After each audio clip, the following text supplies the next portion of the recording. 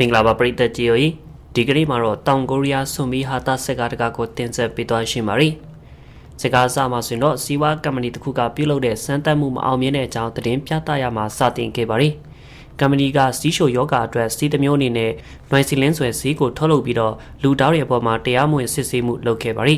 ဒါပေမဲ့စမ်းသပ်မှုကမအောင်မြင်ခဲ့ပဲနဲ့စီးဟာလူရဲ့အပေါ်မှာထူးဆန်းတဲ့ဘေးထွက်ဆိုးကျိုးတွေရှိလာခဲ့ပါရီတညမှာဆိုရင်တော့အဲ့ဒီကမ္ပဏီရဲ့လိုအပ်ဌာနချုပ်တစ်ခုမှာထူးဆန်းတဲ့လူတစ်ယောက်မြောက်ထဲကနေထွက်လာခဲ့ပါရီသူကလည်းပဲတရားမဝင်စမ်းသပ်ခံခဲ့ရတဲ့လူတစ်ယောက်ဖြစ်ပြီးစီးကြောင့်ဆွန်ဘီလိုတက်သွားတဲ့ကောင်ဖြစ်ကူးဆက်ခံထားခဲ့ရပါရီဆွန်ဘီကအမောင်ထုအထက်ကိုဖျက်လျှောက်လာပြီးတော့ပန်ဆန်းလို့ခေါ်တဲ့မြို့လေးတစ်မြို့ကိုရောက်ရှိလာခဲ့ပါရီအနီးအနားကလမ်းတလမ်းမှာဆိုရင်တော့ကားတစ်စီးရိမ်းသွားခဲ့ပြီးရုတ်တရက်ထိုးရက်သွားခဲ့ပါရီကားတဲကစုံသွဲဟာဟော်ဟဲဆိုင်နေစဉ်အမျိုးသားတစ်ယောက်ကသူတို့အနာကတ်လာပြီးတော့သူတို့ကားထဲမှာတတူချောင်းတစ်ချောင်းကိုချိတ်လိုက်ပါရီအဲ့ဒီအမျိုးသားကဂျွန်ကူးဆွဲဆက်ပြင်စရာတယောက်ဖြစ်ပြီးသူဟာအသေးစားရေမတော်တဆမှုကိုတမင်ဖြစ်အောင်လုပ်ခဲ့တာပါဒီလိုမှပဲသူကလည်းပဲ customer ကိုရနိုင်မှာကြောင်းဖြစ်ပါရ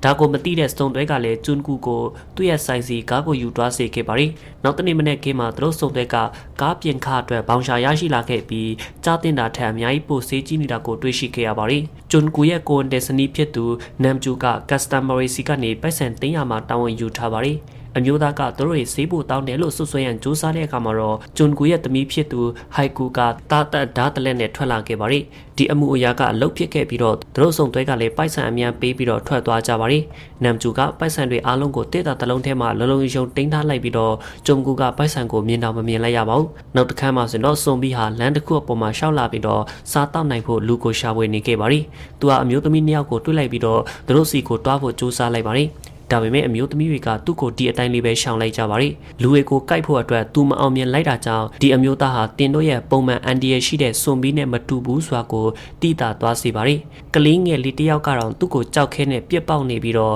သူ့ရဲ့ပုံစံအတွင်ပြင်ကိုစနောက်နေကြပါရီအဲ့ဒီနောက်သူကလမ်းဘေးခွေးတစ်ကောင်ကိုတွေ့လိုက်ပြီးတော့စားဖို့ကြိုးစားပါရီဒါပေမဲ့အပြန်အလှန်အနေနဲ့ခွေးကသူ့ရဲ့အနောက်ကိုပြေးလိုက်ခဲ့ပါရီဒေတာခန်တွေကခွေးလိုက်လို့ပြေးနေတဲ့သူကိုဆွေးစွာကြည့်နေကြပါရ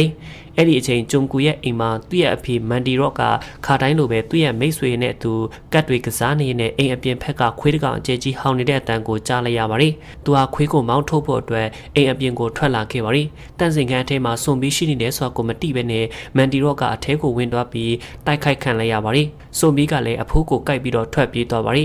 ီလမ်းမှာဆိုတော့သူကဟိုက်ကူနဲ့ဆုံခဲ့ပြီးသူမကသူ့ရဲ့ပေါင်ချံကိုခြေနဲ့ကန်ထုတ်လိုက်ပါရီအဲ့ဒီအချိန်မှာသူတို့နှစ်ယောက်စလုံးကိုစောစောကလမ်းဘေးခွေးကပဲထပ်လိုက်ခဲ့ပါရီထွက်ပြေးဖို့စူးစမ်းရတဲ့သူတို့တွေကရွာဆက်ကိုရောက်လာခဲ့ပြီးဟိုက်ကူရဲ့ဦးလေးမင်ကူနဲ့တွေ့ရှိခဲ့ပါရီမင်ကူကမြို့မှာအလုပ်ထုတ်ခံရပြီးတော့ရွာကိုပြန်လာခဲ့တာပဲဖြစ်ပါရီ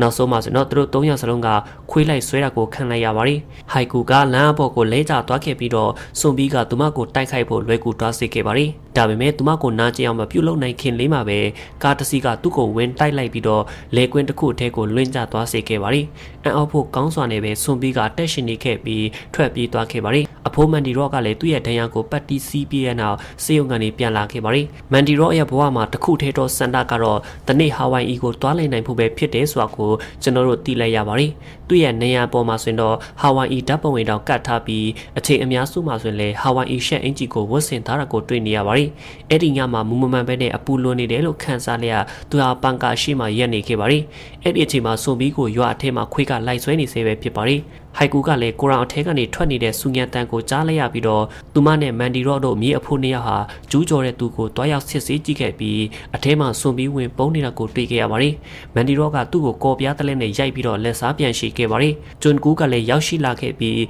းဆွန်ပြီးကိုခုန်ကန်လိုက်ပါတယ်။နောက်ဆုံးမှာဆိုတော့တမိသားစုလုံးကကိုရောင်အထဲမှာစုဝေးလာကြပြီးဆွန်ပြီးကိုအပြည့်အဝအာယုံစိုက်နေကြပါတယ်။သူတို့တွေကဆွန်ပြီးတင်နေပြီလို့ယူဆလိုက်ပြီးတော့အနီးကသွားကြည့်လိုက်ကြကသူကတာမန်လူသားတယောက်မဟုတ်ဘူးဆိုတော့ကိုတိသွားခဲ့ကြပါရီရုတ်တရက်ဆိုဘီကအသက်ပြန်ဝင်လာခဲ့ပြီးတော့သူတို့မိသားစုကလည်းလန့်သွားကြပါရီသူတို့ကလည်းအပြင်ကိုအမြန်ပြေးထွက်ကြပြီးတော့ဆွန်ဘီကိုကိုရောင်အထဲမှာတောက်ခတ်ထားခဲ့ပါရီနောက်ဆုံးမှာဆိုတော့မင်ကူကဒီအမျိုးသားဟာဆွန်ဘီတကောင်ဖြစ်ရမယ်လို့တခြားသူတွေကိုပြောပြပြီးတော့ Train to Busan ဆက်ကားကဗီဒီယိုအပိုင်းတစ်ခုကိုပြသခဲ့ပါရီသူတို့မိသားစုကလည်းဆွန်ဘီတကောင်ကိုက်ခံလိုက်ရတဲ့သူဟာဆွန်ဘီတကောင်အဖြစ်ပြောင်းလဲသွားတယ်ဆိုတာကိုတိလိုက်ကြပါရီဒါကြောင့်မန်ဒီနော့မတိလိုက်ခင်မှာပဲကွန်တင်နမ်ဂျူကသူ့ကိုဒဲအိုးတစ်ခုနဲ့ဖျက်ရိုက်လိုက်ပြီးကျန်နေသူတွေရဲ့လုံခြုံဘေးကင်းရဲ့အတွက်သူ့ရဲ့ကိုယ်ပိုင်နောက်တွဲရင်ထဲမှာတောက်ခတ်ထားလိုက်ပါရီနောက်တနေ့မှာဆိုတော့မင်ကူကဆွန်ဘီရဲ့အကြောင်းကိုအင်တာနက်မှာရှာဖွေလေ့လာရေးလုပ်ပြီးတော့သူတို့ရဲ့အကြောင်းအများကြီးတွေ့ရှိခဲ့ရပါရီ သူဟာစွန်ပြီးကြိုက်ခံလိုက်ရတဲ့သူတွေကတည်ဆုံသွားပြီးမှအတက်ပြန်ရှင်လာတာပါလို့တခြားသူတွေကိုရှင်းပြပါတယ်။သူတို့ကလူသားတွေရဲ့အုံနောက်ကိုစားရတာကိုကြိုက်တာကြောင့်ကိုရောင်အထက်ကစွန်ပြီးဟာ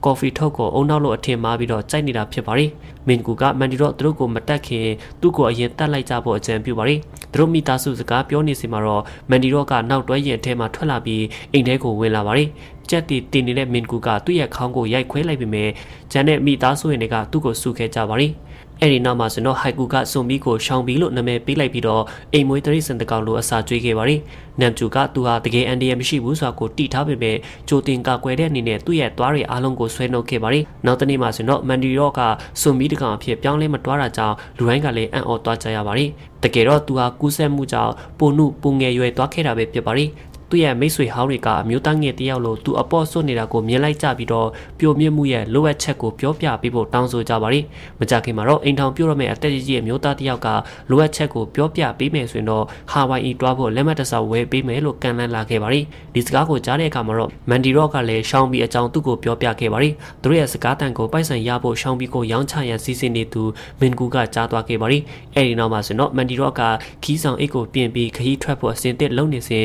သူ့ရဲ့တခြားမိတ်ဆွေတွေကသူ့ရဲ့တကားကိုလာခောက်ကြပါတယ်။သူ့ရဲ့မိတ်ဆွေတွေအားလုံးဟာရှောင်းပြီးအကြောင်းတိသွားကြပြီးတော့လူတိုင်းကအကိုက်ခံရဖို့ပိုက်ဆံပေးရှင်နေကြပါတယ်။မန်ဒီရော့ကလည်းပျော်ရွှင်စွာနဲ့သူတို့အားလုံးကိုကိုရောင်ထဲခေါ်လာခဲ့ပေမဲ့ရှောင်းပြီးပျောက်နေတယ်ဆိုတာကိုတွေ့လိုက်ရပါတယ်။မင်ကူကရှောင်းပြီးကိုစိုးကိုကားမောင်းခေါ်သွားနေတာတွေ့နေရပြီးသူဟာစိုးကမိုင်ယာဂရာကမ်ပဏီမှာသူ့ကိုရောင်းဖို့အတွက်စီစဉ်နေတာပဲဖြစ်ပါတယ်။လမ်းမှာဆိုတော့မင်ကူကိုအချိန်မြင့်မောင်းတဲ့အတွက်ရဲကကားတာစစ်ဆေးခဲ့ပါတယ်။သူတို့ကသူရထဲသားတွေဖြစ်နေတာကြောင့်ရဲကလည်းသူ့ကိုမှန်းမိနေခဲ့ပါတယ်။စကားခဏပြောပြနောက်ရဲဝေကလည်းကားနောက်ထဲကနေအတန်တန်ကိုကြားလိုက်ရပြီးနောက်ဖုံးအထဲမှာတုတ်ရှိခံထားရတဲ့ချောင်းမီကိုတွေ့သွားကြပါတယ်။အဲဒီနောက်မှာဆိုတော့မင်ကူကိုရှောင်းမီကိုနေရာစလုံးကိုရဲစခန်းခေါ်သွားကြပါတယ်။ရဲကလည်းရှောင်းမီပါဇက်ကတိတ်ကိုခွာလိုက်ပြီးသူ့စီမှာတွားတစ်ချောင်းမှမရှိတာကိုမြင်လိုက်ရပါတယ်။အဲ့ဒီအချိန်မှာပဲမန်ဒီရော့ရဲစခန်းကိုရောက်လာခဲ့ပြီးရှောင်းမီကိုတူတာပါလို့အခိုင်အမာပြောလိုက်ပါတယ်။ညရောက်တဲ့အခါမှာတော့ဟိုက်ကူကရှောင်းဘီကိုကော်ဖီထုတ်ကျွေးပေမဲ့သူ့မှာသွားတွေမရှိတာကြောင့်မစားနိုင်ခဲ့ပါဘူး။မန်ဒီရော့ဟာဒီအကြောင်းကိုသိသွားခဲ့ပြီးသူလည်းပဲထပ်တူအံ့ဩသွားရပါတယ်။သူ့ရဲ့မိတ်ဆွေတွေကအကိုက်ခံရပြီးတော့နှုပြိုမှုကိုပြန်ရဖို့သူ့စီကိုရောက်လာကြပါတယ်။မန်ဒီရော့ကလည်းအကြံထုတ်လိုက်ပြီးတော့ရှောင်းဘီအတွက်သွားအတူယူလာပေးခဲ့ပါတယ်။နောက်ဆုံးမှဆိုတော့လုပ်ငန်းကစခဲ့ပါတယ်။ဒါကရှောက်ဖြိုရည်တန်းစီဝေတာမျိုးနဲ့သူ့ပေမဲ့လည်းကြောင်တောင်တော့နိုင်ပါတယ်။သူ့ရဲ့မိတ်ဆွေတွေကပထမဆုံးတော့ကိုက်ရအနေငယ်မှာတော့လန့်နေကြပေမဲ့နောက်ဆုံးတော့အသားကျသွားခဲ့ပါတယ်။တနေ့တာကုံဆုံးတဲ့အချိန်မှာနမ်ကျူကသူတို့ရရှိထားတဲ့အကျိုးအမြတ်တွေကိုတစ်တာတစ်လုံးထဲမှာလုံလုံရှုံထည့်တင်ထားခဲ့ပါတယ်။နောက်တစ်နေ့ရောက်တဲ့အခါမှာတော့ကိုက်ခံလိုက်ရတဲ့လူတိုင်းဟာပျော်ရွှင်စွာနဲ့ပဲပတ်ပြင်းနေကြပြီးသူတို့ရဲ့ငယ်ရွယ်နှုတ်ပြမှုကိုပြန်လည်ရရှိတဲ့အတွက်ဝမ်းသာနေကြပါတယ်။ဒါပေမဲ့နန်ကျူကပိုက်ဆံထိထားတဲ့တစ်တာဘူးဘာမှမကြံတော့ပဲဟောင်းလောင်းကြီးရှိနေတာကြောင့်အံ့ဩနေရပါတယ်။တကယ်တော့မန်ဒီရော့ကပိုက်ဆံတွေအားလုံးကိုယူပြီးဟာဝိုင်အီကိုခရီးထွက်သွားတာပဲဖြစ်ပါတယ်။အဲ့ဒီအချိန်မှာရှောင်းဘီရဲ့အကြောင်းသတင်းကတွေ့ရလို့အနက်ပြတ်နေခဲ့ပြီးပိုများတဲ့လူတွေကဂျွန်ကူရဲ့အိမ်ကိုပြေးလာကြပါတယ်။နောက်ဆုံးမှာဆိုတော့သူတို့ရဲ့ဝင်ငွေကအလင်းအမြန်တိုးပွားလာခဲ့ပြီးလူများစွာကအကိုက်ခံရဖို့ကုန်ကားတွေအပြည့်နဲ့စတင်ရောက်ရှိလာကြပါတယ်။ရဲ့အနေငယ်ကြပြီးနောက်မှာဆိုတော့ရှောင်းဘီအတွက်မန်ဒီရော့ရဲ့နောက်တွဲရင်ကိုသူတို့ပြင်ဆင်မုံမှန်ပေးခဲ့ပါတယ်။သူတို့ကသူ့အတွက်သွားသူ့အသစ်တဆုံပါဝယ်ပေးခဲ့ကြပြီးကော်ဖီထုတ်တွေကိုစားဖို့ဒီတွားကိုအတုံးပြုခဲ့ပါတယ်။တနေ့မှဆိုတော့ဟိုက်ကူကရှောင်းဘီကိုစပင်ညက်ဆိုင်ခေါ်လာပေးပြီးတော့တီတက်လေးဖြစ်အောင်ပြင်ဆင်ပေးခဲ့ပါတယ်။ရှောင်းဘီကစပင်ညက်လိုက်ပြီးနောက်ရှော်မော်ကြည့်ကောင်းတဲ့အမျိုးသားငယ်တယောက်နဲ့တူလာပါတယ်။သူနဲ့ဟိုက်ကူတို့ကတယောက်ကိုတယောက်ဆက်ချစ်လာကြတာကြောင့်ပိုက်ဆံအတွက်သူမမိသားစုကသူ့ကိုအတုံးချနေတာပေါ့သူမကလည်းစိတ်မကောင်းဖြစ်လာမိပါတယ်။တညမှာဆိုတော့ဟိုက်ကူကသူ့ရဲ့ဦးလေးမင်းကူဟာရှောင်းဘီကိုရောင်းစားမဲ့အကြောင်းတစုံတစ်ယောက်နဲ့ပြောနေတာကိုကြားသွားခဲ့ပါတယ်။နောက်တနေ့မှာဆိုတော့သူမကလည်းရှောင်းဘီကိုတောထဲခေါ်လာပေးလိုက်ပြီးဒီကနေထွက်ပြေးကလွတ်လပ်နေဖို့ပြောပါတယ်။ဒါပေမဲ့သူမကိုစပြီးသဘောကျတဲ့ကလူတွေကိုကိုက်ရင်နဲ့ငွေပန်တိုက်ကြီးလှုပ်ပေးနေရတာကိုစိတ်မရှိတဲ့ရှောင်းဘီကထွက်မတွားခဲ့ပါဘူး။အဲဒီနောက်မန်ဒီရော့ရဲ့မိတ်ဆွေမင်္ဂလာဆောင်မှာကိုက်ခံထားရတဲ့ရွာသားတွေကအလွန်ပူလောင်တာကိုစတင်ခံစားလာရပါတယ်။သူတို့ကငတ်မွတ်နေတယ်လို့မျိုးစားတောက်ကြပြီးတော့အကြမ်းအဖြစ်ထူးထူးဆန်းပြုတ်မှုလာကြပါတယ်။တစ်ချိန်တည်းမှာမင်ကူကသူတို့အိမ်ကနေရှောင်းပြီးပျောက်နေတာကိုတိသွားခဲ့ပါတယ်။သူကသူ့ကိုငွေပမာဏများစွာနဲ့ရောင်းချဖို့စီစဉ်ထားလျက်လက်လံရှာဖွေခဲ့ပါတယ်။ခဏကြာပြီးနောက်ဟိုက်ကူထားခဲ့တဲ့နေရာတက်မှာပဲသူကအရှောင်းဘီကိုရှာတွေ့ခဲ့ပြီးတော့ဘတ်စကားကိတ်ကိုခေါ်လာခဲ့ပါတယ်။မင်္ဂလာဆောင်မှာဆိုတော့ခရစ်ယာန်ဘုန်းတော်ကြီးကသူတို့သားနဲ့သူတို့သမီးတို့ကိုနမ်းဖို့ပြောပါတယ်။ ဒါပေမဲ့သူတို့သားကသူတို့သမီးကိုကိုက်ပစ်လိုက်ပါရီရှောင်းဘီကိုက်ထားတဲ့လူတိုင်းဟာစွန်မီရွယ်ဖြစ်ပြောင်းလဲတွားခဲ့ပြီးတော့မင်္ဂလာပွဲလာတဲ့ဧည့်သည်များစွာကလည်းစွန်မီရွယ်ဖြစ်လာတာကြောင့်ဖျူပြဲရွယ်ဖြစ်လာခဲ့ပါရီဘိုင်ရက်ကလင်းမြန်စွာပြန့်နှံ့တွားခဲ့ပြီးဘတ်စကားဂိတ်ကလူတွေကလည်းအချင်းချင်းစကိုက်ကြပါရီမကြခင်ရွာလန်းတွေထဲမှာစွန်မီရွယ်ပြေးလာခဲ့ပြီးလူသားတွေကိုတိုက်ခိုက်ကြပါရီစွန်မီတကောင်ကကိုရောင်အထဲကိုဝင်လာပြီးတော့ဟိုက်ကူကိုရန်ပြူခဲ့ပါရီသူမကမိဘရဲ့စီကိုပြေးသွားပြီးတော့အကူအညီကိုတောင်းခဲ့ပါရီအဲ့ဒီအချိန်မှာပဲရဲတယောက်ကအခင်းပြရကိုရောက်လာခဲ့ပြီးရုံရင်းဆန်ခတ်တွေကိုဖြည့်ရှင်းဖို့ကြိုးစားပါရီဒါပေမဲ့ရဲကိုစွန်ပြီးအမျိုးသားတယောက်ကကိုက်ပစ်ခဲ့ပါရီဒီစွန်ပြီးဟာကော်ဖီထုတ်ကိုစားရှင်တာမဟုတ်ဘဲနဲ့ဝက်စားနယ်ရှောက်ကိုစားရှင်နေတာပဲဖြစ်ပါရီသူတို့မိသားစုကလည်းဖြစ်ပျက်နေတာကိုနားလည်တွားခဲ့ပြီးတော့သူတို့ရဲ့အတက်ဘေးကင်းဖို့အတွက်အိမ်ထဲကိုပြေးဝင်ကြပါရီသူတို့ကတခါးရည်နဲ့ပတင်းပေါက်တွေကိုပိတ်လိုက်ပြီးတော့မင်ကူရေးထားခဲ့တဲ့စွန်ပြီးရန်ကရှင်တန်နီးစောက်ကိုဖတ်ရှုခဲ့ကြပါရီသူတို့သားသမီးတွေကလမ်းညွှန်ချက်တစ်ခုကိုအတိတ်ပဲကောက်လွဲခဲ့ပေမဲ့နောက်ဆုံးမှဆိုတော့မိဖို့ရှောင်းတုံးပစ္စည်းတွေနဲ့ခေါင်းအကအကွယ်တွေကိုဖြစ်တယ်လို့ဖန်တီးလိုက်ကြပါရီဘတ်စကားဂိတ်မှာဆိုတော့မင်ကူကတနီနီနဲ့အသက်ရှင်နေတေးပြီးတော့သူ့ရဲ့အိမ်ကိုပြန်မောင်းလာကရှောင်းဘီကိုတော့ခြံရစ်ခဲ့ပါရီလမ်းမှာရွာကလူတိုင်းကြီးပါစွန်ပြီးပဲပြောင်းလဲနေတာကိုတွေ့ခဲ့ရပါရီခဏကြာပြီးနောက်စွန်ပြီးဟာအိမ်ထဲကိုဖျက်ဝင်လာနိုင်ကြပြီးသူတို့မိသားစုကိုမောင်းထုတ်ခဲ့ပါရီနမ်ရှူဟာစွန်ပြီးရဲ့အဖမ်းခံရလူစေစေဖြစ်ခဲ့ပေမဲ့သူမရဲ့ပိုက်ဆံတစ်တာကိုယူပြီးထွက်ပြေးလာနိုင်ခဲ့ပါရီသူတို့မိသားစုကိုရောင်အထက်ဝင်ပုံးကြစီမှာပဲပျောက်အိုးရည်နဲ့သူမင်ကူကရောက်ရှိလာခဲ့ပါရီသူကပျောက်အိုးတွေကိုမင်းကြီးလိုက်ပြီးတော့စွန်ပြီးအုပ်ကြီးကိုတိုက်ခိုက်ခဲ့ပေမဲ့သူဓာတ်စီဆိုင်ကိုပြစ်မိနေတယ်ဆိုတာသတိမထားမိခဲ့ပါဘူးအဲဒီနောက်မှာဆိုတော့မီးပန်းတွေကိုငိမ့်ဖို့ကားတိတ်ကအမြန်ထွက်လာခဲ့ပေမဲ့သူထွက်ပြီးရှင်းလင်းမှာပဲကားကမီးတောက်တွေပေါက်ထွက်သွားခဲ့ပါရီဒါကစွန်ပြီးရဲ့အာယုံကိုဆွဲဆောင်ခဲ့ပြီးတော့မီးလောင်တဲ့ကားစီသူတို့ကိုအပြေးလာစေခဲ့ပါရီကောင်းကင်မှာမီးရှူမီးပန်းတွေပို့ပြီးလင်းလဲလာကစွန်ပြီးတက်တော်တွေကစိတ်ဝင်စားနဲ့ကြည်နေကြပါရီမီးပန်းတွေနဲ့စိတ်ညှို့ခံလိုက်ရတယ်လို့တောင်ဖြစ်နေကြပါရီအဲ့ဒီအချိန်မှာပဲနမ်ဂျူကရေမွာပေါက်သွားခဲ့ပြီးကလေးစမွေးလာခဲ့ပါရ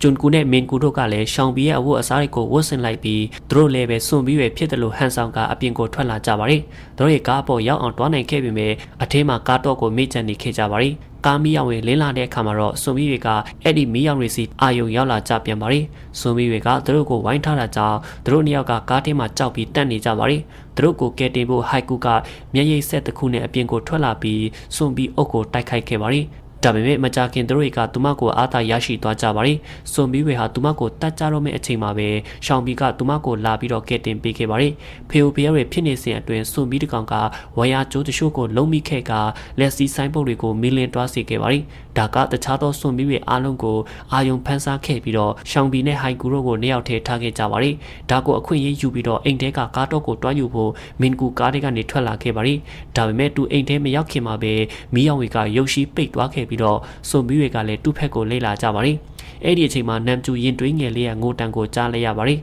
ဘင်ကူကသူ့ရဲ့အသက်ကိုမမှုပဲနဲ့ကားတော့ကိုရနိုင်ဖို့စွန်ဘီတွေကိုပြန်လဲတိုက်ခိုက်ခဲ့ပါရီရင်တွင်းငယ်နဲ့နမ်ကျူတို့ကကားနဲ့တွဲထားတဲ့နောက်တွဲရင်ထဲမှာရှိနေကြပါရီဂျွန်ကူကမောင်းထွက်ဖို့အစင်သစ်ဖြစ်နေလျာကားထဲမှာရှိနေကဟိုက်ကူနဲ့ရှောင်းဘီတို့ကစွန်ဘီရဲ့နောက်တွဲရင်ကနေထွက်သွားကြစေဖို့တိုက်ခိုက်နေကြပါရီနောက်ဆုံးမှဆိုတော့မင်ကူကလည်းကားတော့ကိုယူနိုင်သွားပြီးတော့အပြင်ဖက်ကဟိုက်ကူစီကိုပစ်ချပေးလိုက်ပါရီသူတို့မိသားစုကလည်းမောင်းထွက်လာကြပြီးရှောင်းဘီနဲ့စွန်ဘီတို့ကိုထားခဲ့ကြပါရီနောက်ဆုံးမှဆိုတော့ရှောင်းဘီကမင်းကြီးလိုက်ပြီးဓာတ်စီပန့်ကိုပောက်ကွဲမှုဖြစ်စေခဲ့ပါရီနောက်တနေ့မနေ့ခင်းမှာဆိုတော့ဂျွန်ကူနိုးလာခဲ့ပြီးသူစွန်ဘီတကောင်အဖြစ်ပြောင်းလဲနေတာကြောင့်လူတိုင်းကလည်းအံ့ဩသွားကြပါရီဂျန်နဲ့မိသားစုဝင်တွေကသူ့ကိုကားထဲမှာလော့ချထားခဲ့ပြီးတော့အပြင်ကိုထွက်လာကြပါရီရှေ့ဆက်ဘာလို့ရမလဲဆိုတာကိုသူတို့ဆွေးနွေးနေကြစဉ်ဥမြင့်တစ်ခုထဲကနေသူတို့စီကိုလာနေတဲ့တစုံတယောက်ရဲ့အတန်ကိုကြားလိုက်ရပါရီပျော်ရွှင်နေတဲ့မန်ဒီရော့ကအတားရီငိုလဲဟာဝိုင်အီခီးစင်ကနေပြန်ရောက်လာခဲ့ပြီးသူ့ရဲ့ရွာမှာဘာတွေဖြစ်နေတယ်လဲဆိုတာကိုမတိပဲဖြစ်နေခဲ့ပါရ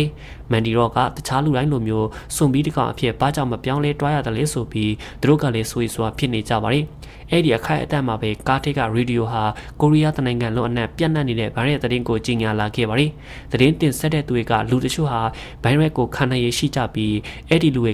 စွန်ဘီတွေကိုလူတောက်ရဲ့အဖြစ်ပြန်ပြောင်းလဲဖို့ဖြည့်ဆည်းလဲဖြစ်တယ်လို့တင်ဆက်ခဲ့ပါရီဒါကိုကြားသွားတဲ့အခါမှာတော့မင်ကူကလည်းနောက်ထပ်စိတ်ကူတစ်ခုရရှိလာခဲ့ပါရီသူဟာမန်ဒီရော့ရဲ့ခုခံနိုင်စွမ်းကိုနောက်ထပ်စီးပွားရေးအဖြစ်ပြောင်းလဲဖို့ကြံစနေခဲ့ပါရီအခုတော့6လကြာပြီးအချိန်ဖြစ်ပါရီစွန်ဘီဘိုင်းရက်ကကိုရီးယားတနိုင်ငံလုံးကိုပြန့်နှံ့နေပြီမဲ့သူတို့မိသားစုကတော့အရင်ကထက်ပိုအဆင်ပြေနေကြပါရီမန်ဒီရော့ကစာဝတ်နေရအတွက်စွန်ဘီကိုကိုက်ပြီးလူသားတွေအဖြစ်ပြန်လဲပြောင်းလဲပေးခဲ့ပါရီဒီနည်းနဲ့ပဲရှောင်းဘီကလည်းလူသားတယောက်ပြန်ဖြစ်နေခဲ့ပါပြီ သူတို့မိသားစုရဲ့နောက်တွဲရင်ရှိမှာကုတမှုခံယူဖို့အတွက်စွန်ပြီးတန်းရှိကြီးကရက်ပြီးတော့တန်းစီနေရာမှာဆက်လက်အဆုံးတက်သွားခဲ့ပါတယ်။ကြည့်ရှုပေးကြပရိသတ်များအားလုံးကျေးဇူးတူတင်ရှိပါခင်ဗျာ။